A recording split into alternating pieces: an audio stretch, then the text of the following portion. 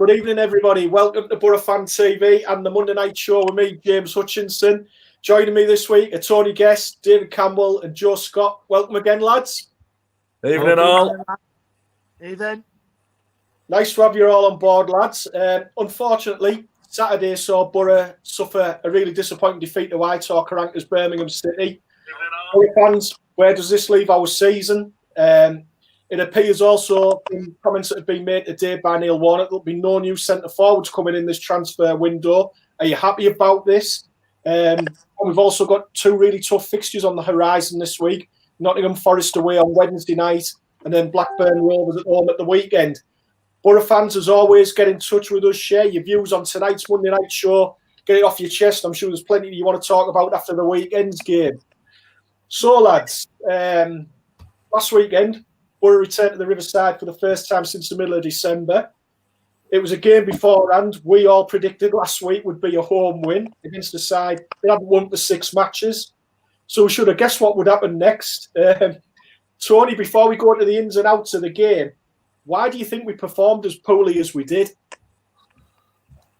Yeah, you can look at what Warnock said in his post-match interview with, obviously with the training ground being closed, lads, players, staff being struggling with the COVID, not being able to get in and go through the basics, getting a decent week on the training ground. We just didn't look at it, James. You could tell they'd had no time on the training pitch, because what's impressed me this season is our ability to get the ball back quickly. And on Saturday, for the first 30 minutes, Birmingham just absolutely dominated possession, which is sometimes a good thing for the Borough. But we're normally on it. We're normally closing teams down and getting in and amongst them and getting into their half and creating havoc. But you could just see everybody was off the pace. McNair looked sluggish. Saville looked 2 yards slow. Saville looked like he was playing for Woodgate again. It just didn't happen. Just absolutely everything and anything Birmingham done just made us look lacklustre. And, they did look tired and they were off the pace. But I can't. Can we use that as an excuse? You know what I mean? It was a home game. We've only lost at home to Norwich, which was something to be proud of. You know what I mean? And then we go get turned over at home again off Karanka, which was a disappointing, even more disappointing. And to add insult to injury, the guy on Sky give George Friend man of the match. So, but I had to give it to Ali Dean if anyone. But obviously they give it to George Friend just to rub the salt in the wounds a bit more for us. Yeah, and Gary Monk on Sky as well. Well, yeah. Where did they dig him out from? Obviously, we mentioned there with Tony, David, about some of the reasons why maybe Borough underperformed. Craig McBurney's mentioned there about the training ground being closed, and Paul Scobie's also mentioned about the COVID that didn't help. With all that in the background, are you surprised that the club maybe didn't push to have the game called off or look into that, or maybe they did? Or do you think, with obviously our past history, we're getting games called off and having our fingers burnt, they thought, let's just go ahead with the game? Yeah, I think they might have pushed for it. Obviously, the conditions with the frozen pitch not to train beforehand didn't help. But it's where do you fit that game back in? So if they did push it away, where would they have got the game in? You could have possibly said the day later, so they could have got an extra training session in. But I think we just want to play those games as quick as they come. And especially seeing after a good result after Wickham, he probably just wanted to follow that on. Forget, obviously, the Brentford game, but he was probably just wanting to continue and see if we can get our form back, especially at home. Yeah. Rather than going into a tough away game at Nottingham Forest after the COVID effect. He probably seen it as an ideal opportunity. And Joe, with hindsight, it's easy to be critical, but the starting 11 that started that game on Saturday, there appeared to be no sort of link-up or cohesion between the midfield and the forward, especially, like I say, in the opening 45 minutes. Why do you think that was the case, Joe? I think, like what everyone said before, obviously we've only trained only the once since the training ground reopened, and I think that clearly showed. And you looked at the fact that Chuba Akpom, we touched on this before we went on air. He was getting no support from the likes of Johnson and from the likes of Tav, from the likes of Morsey and all them. It's just a matter of getting him the support up front, and obviously the fatigue showed from not training enough before the Birmingham game definitely showed, and that's something that's going to be has to be rectified quickly going into the next couple of games that we've got coming up, which we've got 3 tough ones. Obviously, the one that you include the league leaders at the end of the month. Yeah. I mean, the biggest disappointment for me wasn't the fact of us getting beat; it was the performance. That we reverted back to hoofball, and I haven't seen that for a while. It wasn't until Housing came on we started to look a little bit composed. We were just aimlessly hitting the football forward at every opportunity, and it was just coming straight back. Yeah, Housing was the only bright spark in that second half when he did came on, and I think pretty much as Sommalonga just pretty much had our only chance of the game, our only decent chance to be backed in the second half. Yeah. We had a couple in the first half. We had Tav's free kick, which the keeper made a good save. Morsey's good effort that came off the post, which we were unfortunate with. Britt had a good chance the second half, but on his left foot, he should have done better with that after I freaking praised him up Saturday morning. But it was never going to go for us, Joe. Do you know what I mean? So, from open play, we just didn't look like scoring, did we? And Karanka just counteracted our substitutions. As soon as we went to the wing backs, he then just put 5 at the back, did exactly the same, and we couldn't break it down. I mean, it was a masterclass from Karanka, if you ask me. He's not getting enough. Yeah, and that Morsey chance, for example, I think it would have gone down as an Hardy Dean own goal anyway, looking at the replay. Yeah. I mean, it's interesting to see how people view the game, and people are getting in touch with us, lads. Steve Sanderson, he said, to be honest, there's no excuse at all. That's nothing at all to do with a week's training being missed.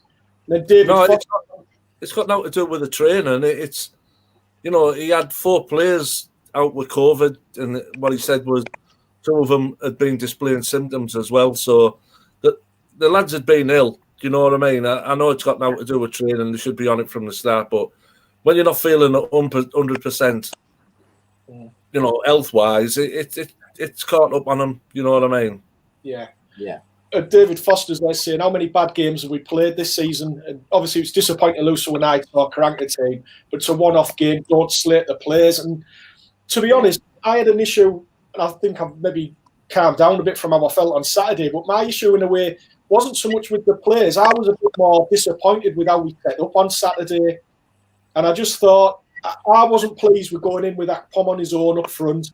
And I know after the game, and he said Woodgate there, Warnock said, don't mention him. He didn't longer because he wasn't quite fit enough. But I just thought, and as you've mentioned there, David, the type of football we played, when you've got Akpom on his own up front, that ball's not going to stick. And I just thought we were asking for trouble against, to be honest, for me, a bang average team on Saturday. And I think if we'd have played anyone half decent in the Championship, we'd have been probably taken to the cleaners on Saturday. I mean, how do you feel about that, Tony? Like you say, the way we played on Saturday, I think Mason and Janino had, you know, struggled to take some of them balls coming down out the sky. You know what I mean? It was just like you say, James. You could have got annoyed. There was no thought. It was just like, just get it. And I know we've done it a lot this season. We have got in the opposition's half quicker than what we normally have done. But it was constant on Saturday. It was just boot after boot. You know what I mean? Get it as far up the pitch as we can and let's get after it. And when you've got Akpom up there on his own, like you say, the ball will not stick. For some reason, like you say, the training pitch, for some reason, our forwards can't make the ball stick to the feet when they're getting it into feet. And there was just no legs. There was just no legs in the midfield. Johnson had, you know, most probably his worst game of the season. We're not slagging the players off, you know what I mean? For me, they're every single one of them's overachieving this season up and now, but it was poor Saturday. We had, like you say, we had a team come to Riverside who hadn't won for 6 games, and we struggled at home to get a point, which, you know, if the Riverside had its normal 25,000 in, the players would have felt the frustration amongst the fans, you know what I mean? So, yeah. Spot on, mate. I mean, I think for me, David, the issue wasn't that. I think it showed how unhappy the manager was that he made 3 changes at half time. Now, he's sometimes a little bit reluctant to make changes that early in the game, but he made 3 at half time. And to be honest, he could have made more. And I think that spoke volumes for me about that first half performance. Yeah, it did, but it didn't get any better second half, did it? I mean, his substitutions were a little bit too negative for me. I'd like to have seen us go a bit more offensively, especially at half time, being 1-0 down. We've all just agreed there about Akpom being so isolated. It might have been a COVID effect for all we know, but why not put Watmore and Assemblonga straight on together, or at least put Akpom and Britt on and go 2 up front? And we didn't do that. We brought Spence on, and we didn't just give him the ball. You know, we all know he's one-trick pony, Spence. He's got pace. He falls over, but we just didn't get the ball to him, did we? No. You know, we just continued how we finished the first half, and I think that was the most frustrating part for me. Yeah. Joe, I want you to pick on this from David Jackson. He's just said, Borough seem to take the worst teams too lightly. Worst performances have been against the worst teams. Turn up assuming that they'll win against the top teams. Their attitude's better. Do you think that was the case on Saturday against Birmingham? Bearing in mind, we did beat them 4-1 just over a month ago. Well, there is a case. Like, you know, we obviously do better against the teams that are above us compared to what we do against teams below. Obviously, it's just a diverse effect, which was hard to tell really, because I think when we played Birmingham at St Andrews previously, it was actually Birmingham being the better team for the first 15-20 minutes of the game, and I think it's just a case of anyone can beat anyone. It doesn't matter if the teams above or teams below, for example. It's just a matter of in these strange times at the moment, I think anyone can beat anyone at any level. No, I think that's a good point you made there, Joe. Tony, for me though, we've already touched on it there about the lack of creativity on Saturday. And you think in a way now, we mentioned at the top of the show that maybe a forward's not coming in this transfer window, but do you think that'll be the area that Neil Warnock's going to focus on? I saw during the week that they were linked with Alex Moore at Barnsley. Is it a creative midfielder or wide men that he's looking at to bring in, do you think? God, we've been waiting for a creative midfielder or someone who can do some damage since, what was he called, Ramirez? Left, you know what I mean, James? It's hard because, you know, what type of players are out there for us to bring in that really want to come and play for the club? Do we bring a loanee in again, or does, you know, Gibson take a chance and have a punt on someone and sign someone? But you know, you see all these kids in the Gazette getting signed up, getting the first contract. Surely there must be someone within the club, you know. I know we're going into the second half of the season, but they've got to start somewhere, James, and there must be someone within the club who can put the foot on the ball and pick a pass. And I thought Morsey was going to be that player when he came from Wigan earlier on in the season. One of Britt's goals where he played the ball through, you know, he broke their wall down, passed it through their back four. Can't remember who it was against, but I thought, he's what we've been looking for. But he's been a bit, when he's playing now, he seems a bit more withdrawn. Do you know what I mean? We've still got a midfield where there's just, like you say, no creativity in the midfield, and it'd be an absolute godsend if we did go out and buy someone who can put the foot on the ball. But I think, personally, James, the way things have gone the last 3 or 4 seasons, I can't see us bringing anyone in, mate. Which I was just about to say that myself. Which Warnock seems to have accepted, really, because was it last week he said, or 2 weeks ago when the window opened, if no one comes in, I'm quite happy with what I've got. So yeah, I don't think he is, Guesty. I think he's actually, he is saying that to the public, and I can understand why he's doing it. It's mind games, isn't it? Yeah, realistically, I just don't think we have the money to bring anybody in, and he knows that, and obviously he just can't say that to the fans because it lowers the expectations. Yeah, we can't be expecting Gibson to be spending money or bringing players in, really, when if it's like what we said the other week, where the club's hemorrhaging £2 million a month or a week, whatever it was. You know what I mean? And it's it's a different it's different times at the moment. Football's like every other business at the moment, struggling. And for us as fans to be wanting Gibson to spend his hard-earned cash on a Borough Messi, I don't know. The telling thing Balassi. I mean, Balassi's been vocal and more or less said he wants to join, and Warnock said he wanted someone in early, and it just hasn't been pushed over the line. So unless that one comes right to the wire, and I think if he comes in, it might be like for Roberts. You know, I just can't see why that move hasn't happened unless it is financial reasons. That's why I'm doing it with money. I've heard that Balassi was falling down the pecking order in terms of interest for Warnock. Last time I heard, I think I won't be surprised if it ended up being another last-minute thing for Balassi. But I've heard Conor Hourihane from Aston Villa's been mentioned, but I think we're just in the tug of war with Swansea at the moment to get him, but because they want a replacement for Morgan Gibbs-White, who was recalled by Wolves. But at the end of the day, Swansea have signed someone from the MLS earlier on today, so it'd be interesting to see if we gamble and go for Hourihane at some point. The thing is that though, sorry. Yeah, during the month, go for it, David. It just contradicts of what Warnock's been saying, though, doesn't it? He's always said, even before the window, that he was wanting a creative wide person. So to be linked with people like Conor Hourihane and Alex Mowat, it's sort of going away from where our problems lie, and we all can see where our problems lie, which is the wide. Yeah. Well, we'll talk about the transfer system in a little while as well, but just to finish off Saturday's game. I mean, Joe, just looking around the Championship at the weekend and even before then, you've got a side like Bournemouth who've just come down out the Premier League. They've had 2 home games in a week against Millwall and Luton. They only took 1 point, so no doubt their fans will be disappointed. And I think in a way that just illustrates, as you were saying earlier on, and I know Daz's football stand was mentioning it as well, that anyone can beat anybody in this division, can't they? Yeah, I think it's just mainly Norwich who've just picked up after going down, and Bournemouth, even though they're in the playoff positions at the moment, they've adapted well, and there's some other teams out there who could have thought, will be up there for promotion at the start of the season, but they're surprised they've been struggling. So it's just been a crazy league, with the whole pandemic going on and all the other stuff, etc. So anyone can end up anywhere come the end of the season. Tony, it's easy to go overboard after everyone's disappointed. Borough fans are disappointed when you lose a home game. And I'll be honest, personally speaking, that's as disappointed as I've been for a while after a game.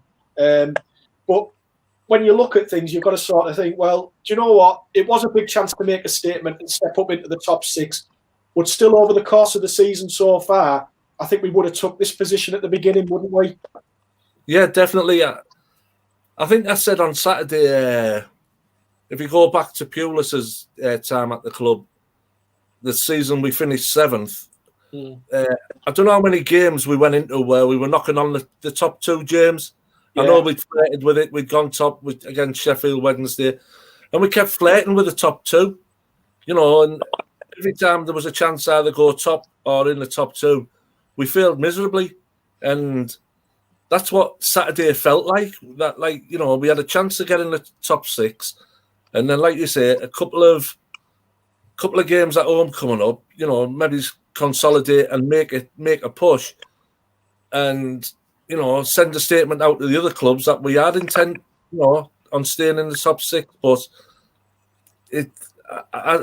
we're just missing something, James, and I just think we're just not quite a top 6 club, this season. Which,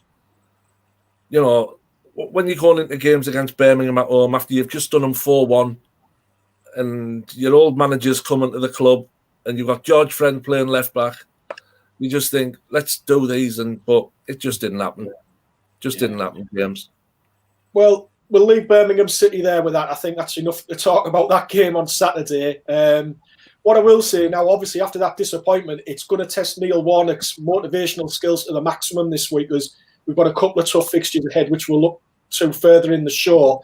But David, this one for you here. There's 1 or 2 people been saying, Steve Marram here saying, is there any difference in a Sombalonga with or without COVID? Now, that's a bit harsh.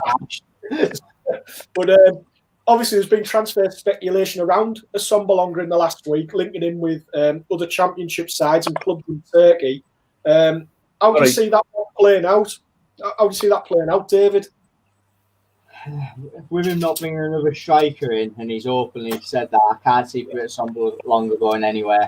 And I mean, we've all touched on it, and Joe touched upon it last week, which he made a good point about Assombalonga. Like, yeah, he gets a lot of stick and he does miss chances. We all know that, but he gets a lot of unfair criticism. I mean, I'm not his biggest fan whatsoever, but we really do isolate our strikers, and I think they could get some unfair, stick at times off the fans.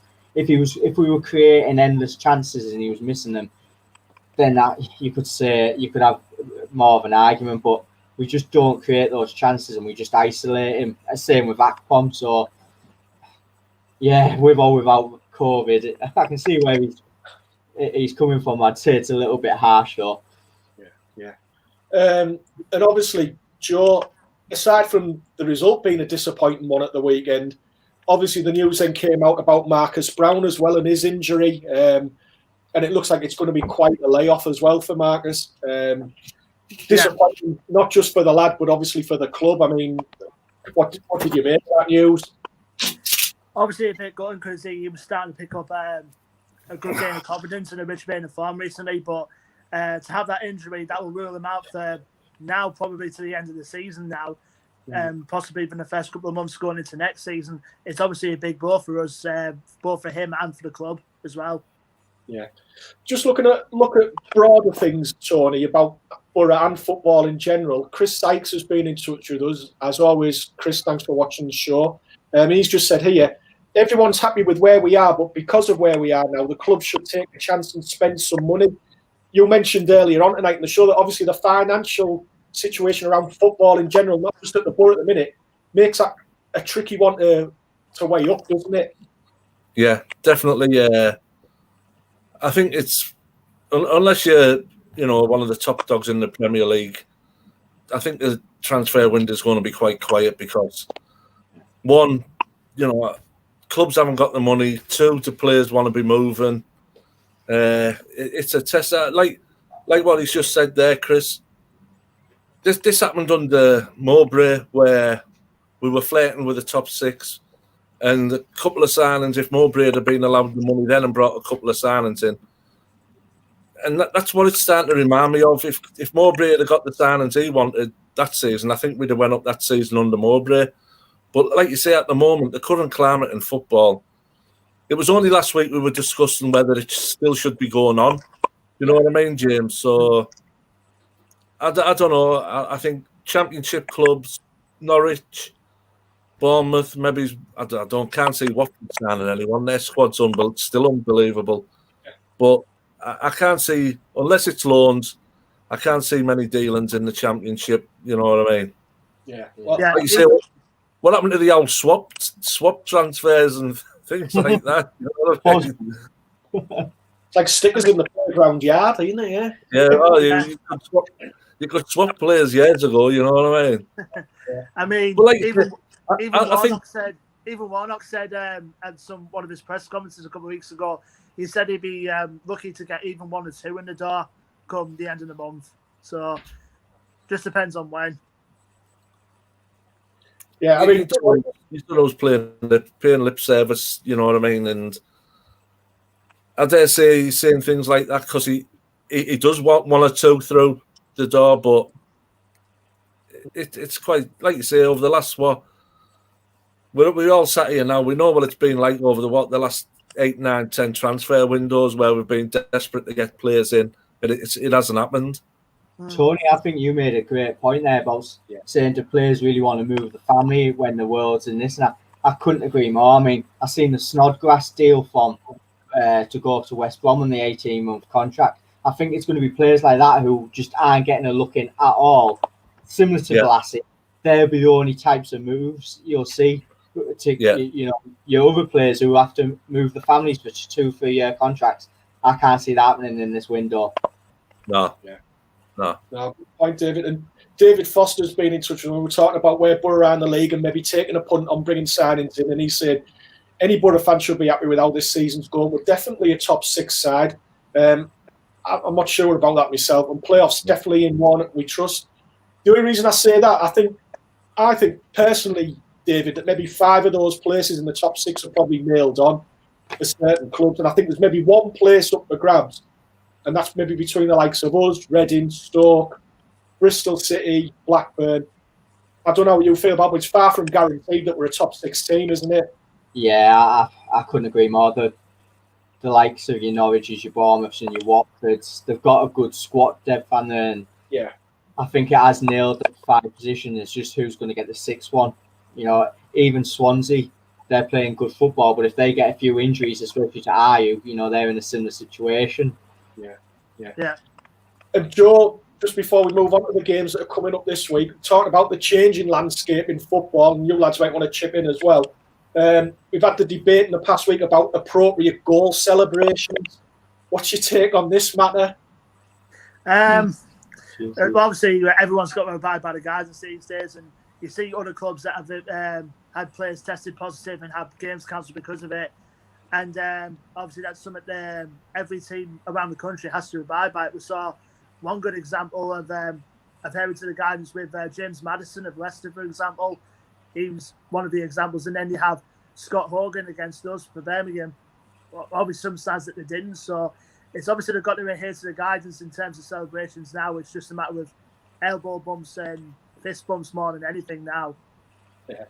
It's easy to forget that, though, Tony, in the heat of a game, isn't it? When you've been flying into challenges and you're getting man-marked at corners, then all of a sudden you score a goal and you're just like, oh, keep away from me. Yeah.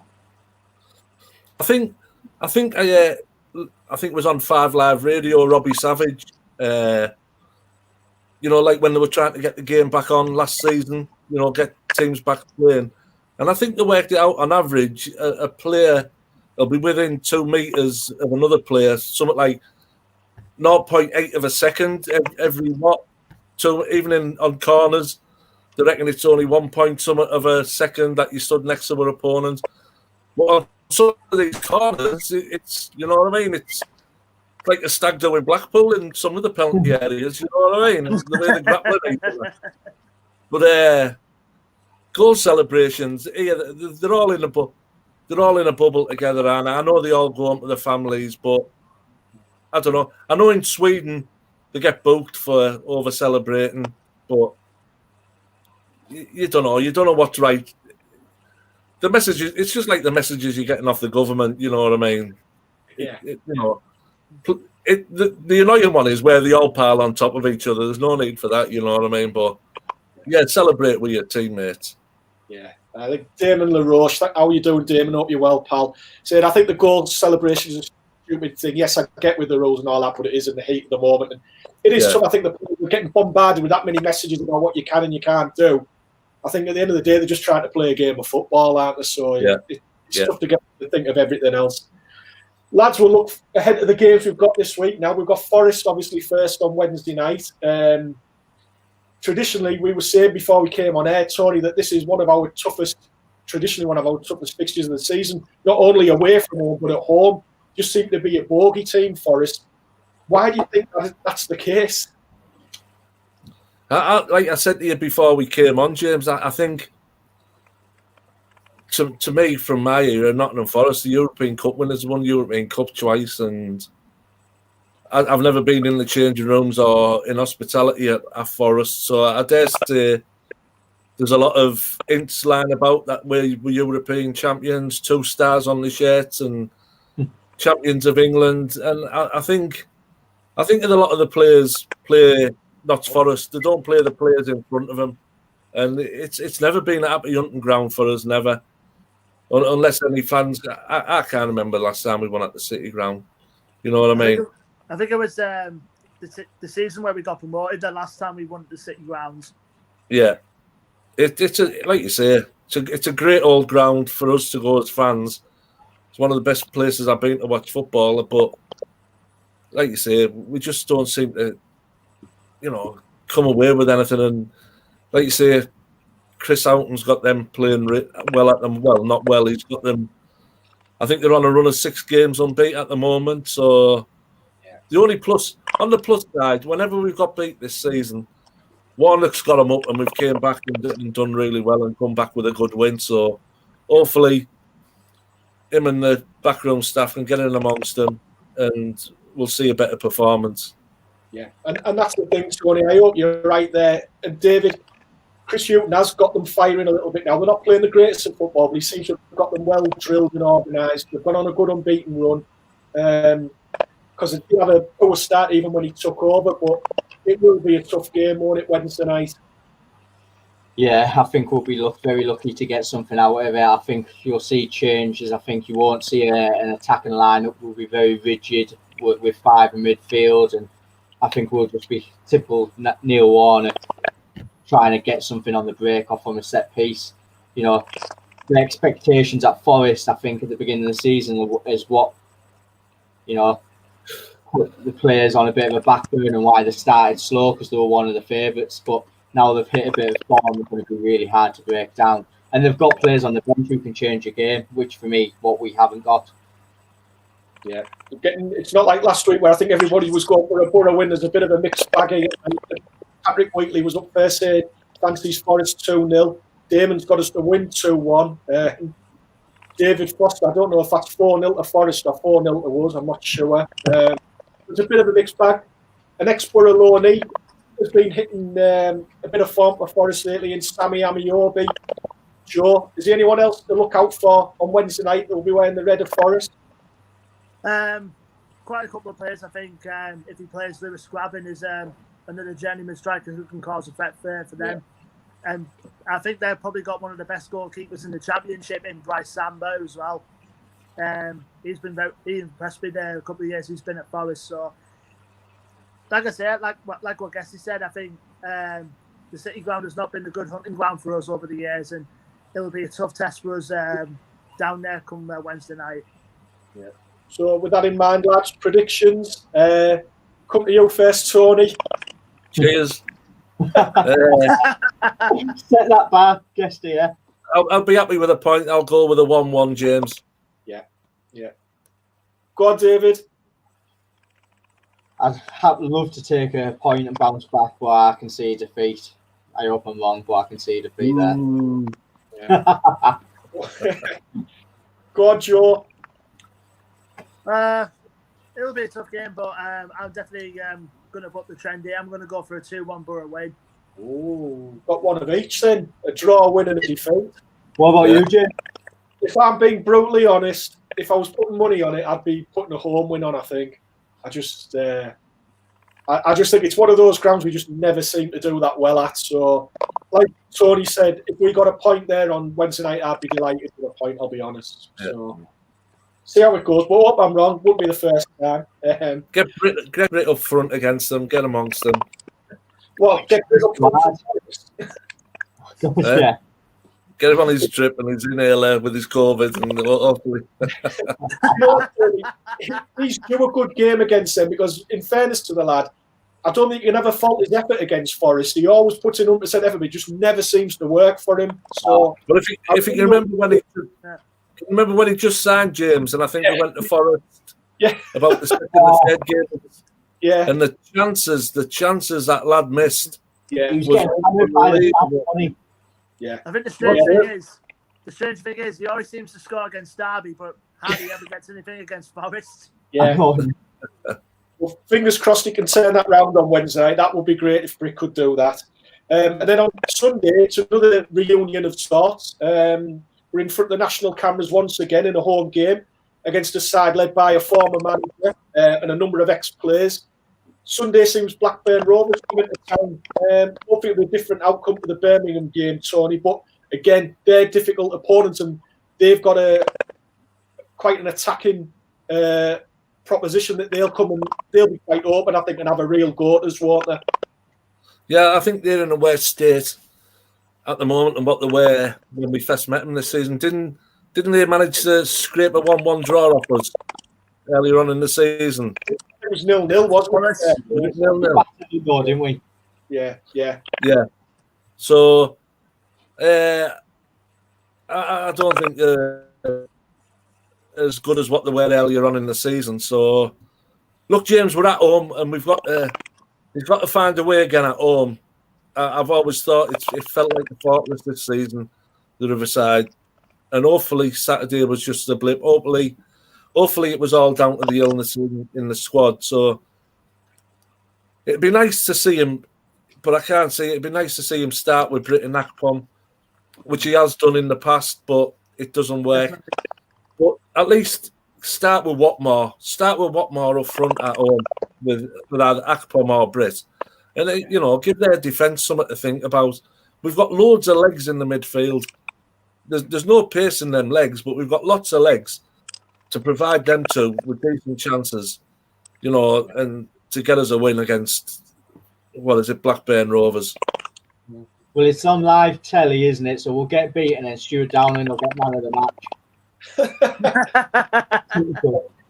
David Jackson, no doubt Stewie will score. But I take on board what you're saying there, Tony. I think as good as they are going forward, Blackburn, they're quite susceptible at the back as well. And I think if you play either Akpom or I think you'll probably play Akpom or Assombalonga. Watmore's got to come back in. I know he's been suffering with COVID-related issues as well, but I think he'll be back in. And I think whoever plays with Watmore, I think that'll make us a much more dangerous threat at the weekend, won't it?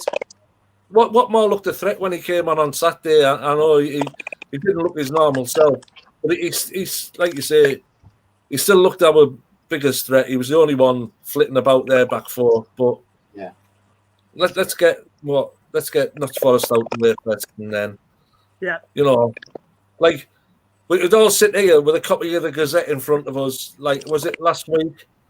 The Gazette where possible 12 points out the next 4 games, and I felt like the bloke who's wrote that just got my back right up. You know what I mean? I think it's interesting you said about Akpom and Grit. Depending on obviously the result on Wednesday, say if we get beat, I think you will see a really offensive lineup against Blackburn to get us back on track. Yeah, because like we were saying earlier on, James, Dave, Joe. After these games, we've got a run of games where we're going to be playing top 6 teams, and we want to keep the momentum going. We don't want. I keep saying we're not a top 6 side, but we don't want to lose touch. You know what I mean? We still want to be up there with a bit of a chance. You know what I mean? Yeah. Paul Lewis has mentioned there. He said, otherwise, if players don't come in, we're looking at probably an 8th, 10th finish this season. And I'll be honest, I think I was looking at that as the best case scenario at the start of the season, lads. So it's a difficult one because I think we've all got our hopes up now that we could possibly make a playoff place, and it's certainly within reach. But you don't also want the season just to drift from that, do you, Joe? No, you were right saying I would have taken like the top 10s at the start of the season, but I mean, if we're lucky to get some players in, hopefully we'll be in for a chance. But like I say, there's a couple of weeks left until February the 2nd when the window closes, so anything can happen really. But it's just a case of if we can get them in. If not, then we'll just have to make do with what we got, and hopefully that squad we got is strong enough to maintain a higher above finish. Yeah. Well, lads, before we go, we'll do a prediction for Sunday's game. I know it's a bit difficult when you've got Wednesday before that, and whatever result you get on Wednesday will probably affect how you perform as well at the weekend. But Joe, taking it just on its own in isolation, how do you think we'll get on at home to Blackburn? We have to recover well, especially at home. So, again, with the Forest prediction, I'm going to go for a 2-1 Borough win against Blackburn. Oh, you've got for a 6-point week, mate? 6-point week. David, what do you reckon? Confident. Well, since Guesty booed me last time, I'm not going to sit on the fence. No, I think Guesty hit the nail on the head. I think, regardless of Wednesday's result, I think we'll be looking to win that game against Blackburn. I think we can. I think defensively they're a little bit naive, and so I fancy a home win on Sunday. Yeah, it seems like the viewers are a lot more confident about getting 3 points on Sunday, Tony. How about you? Do you think we can get 3 points without the Blackburn? Yeah, take our chances. You know what I mean? If we take our chances, get Paddy McNair's legs going again. I can see us winning comfortably 2-0 on Sunday. Ooh, please. A lot of confidence about Sunday. I know it'd be great to get another home win again. It would be fantastic. Yeah. Well, I'm afraid that's all we've got time for tonight on this week's edition of the Monday Night Show. Thanks to Joe, Guesty and David for joining me. And thanks for everybody out there for contributing to the show and watching tonight. Really appreciate it. We'll be back next Monday, hopefully discuss some positive results from the games with Forest and Blackburn. Until then, from us all at Borough Fan TV, good night, stay safe, take care, and up the Borough. Borough. Borough.